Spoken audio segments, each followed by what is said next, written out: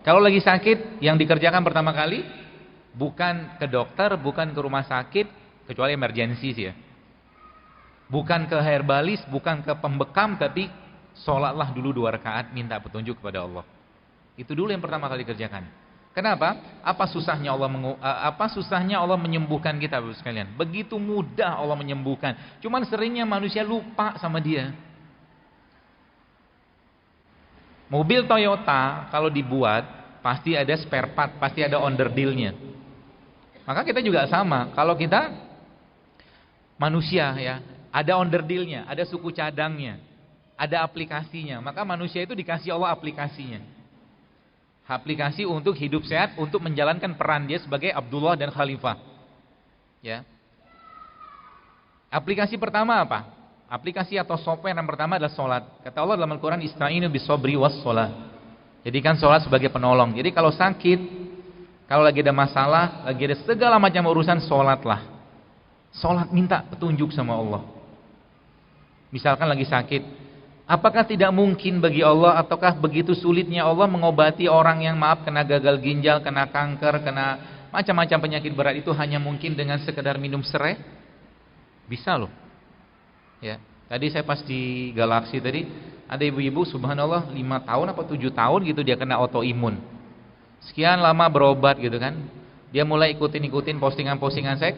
Tadi datang dan itu waktu autoimun dia terkena itu subhanallah ya nggak bisa hamil. Tadi datang sudah hamil. Dan itu butuh waktu nggak lama. Dan nggak cerita tapi mungkin dia less than 3 months lah, kurang 3 bulan mungkin sudah banyak perubahan di badannya. Kenapa? Karena dia kembali ke produk ciptaannya Allah. Ya, produk ciptaannya Allah. Tools yang pertama adalah sholat. Ya, tools yang pertama adalah sholat. Sholat apa? Semua jenis sholat. Sholat wajib udah jelas. Bahkan kalau seandainya kita ikutin bagaimana pola-pola atau mungkin bagaimana petunjuk Nabi SAW, maka sebenarnya umat Islam itu adalah umat yang tidak boleh ada karies. Gak boleh. Umat Islam itu adalah umat yang tidak boleh ada plak gigi. Kok bisa? Baik.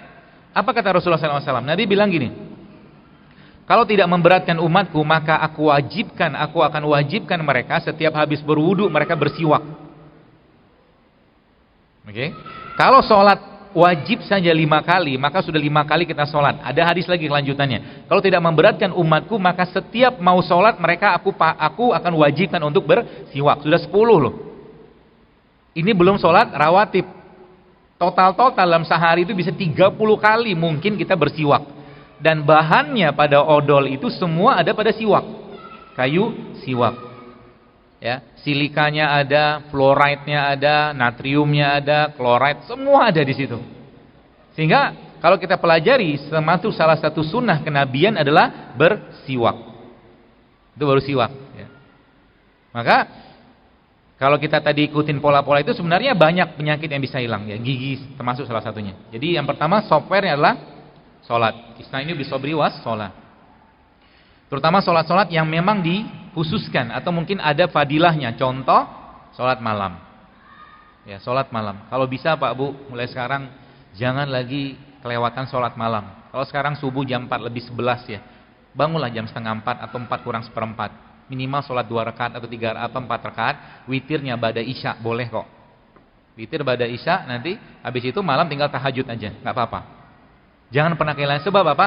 Kalau seandainya kehilangan 1 malam saja, maka timeline kehidupan kita, jalur waktu atau jejak kehidupan kita itu tidak mencatat kita pernah sholat waktu itu gitu loh. Sayang kan?